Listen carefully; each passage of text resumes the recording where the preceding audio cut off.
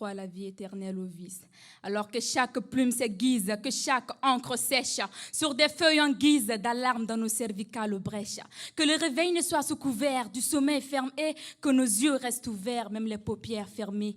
Quand la malice se fusionne aux tactiques de guerre, quand l'enfer est le directeur artistique, quand la férocité est le metteur en scène, quand la libido est le projecteur à armes, l'appareil génital devient le théâtre du drame.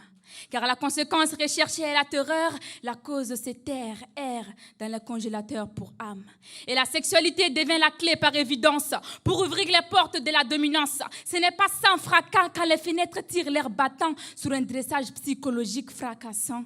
La guerre est un caméléon urbain qui s'adapte aux vices de son paternel. Et quand ces diverses couleurs entrent en scène, protecteur ou bourreau, sous la musique du désir charnel, les pas de danse sont identiques et synchro.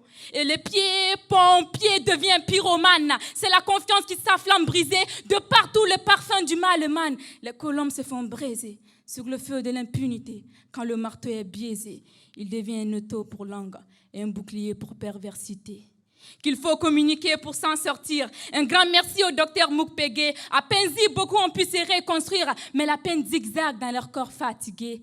Tout ce qu'ils recherchent, c'est d'être considérés victimes.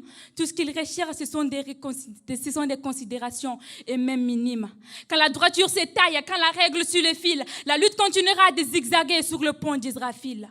On dit que dénoncer est un bon moyen de lutter. Mais lorsque le chien que tu as déclaré porteur de rage revient te mordre avec le même courage, comme pour te dire qu'il est hors des cages dans les parages, ça laisse une plaie incicatrisable sur la fierté, un goût d'humiliation dans la chair tranchée. Et la langue est comme tranchée par les morceaux du silence brisé. Couper un arbre par ses racines, c'est exterminer sa descendance. Les terroristes l'ont pris telle une épine. De la génération future, ils ont piqué l'ascendance, alors que chaque plume s'aiguise, que chaque encre sèche, sur des feuilles en guise d'alarme dans nos cervicales brèches.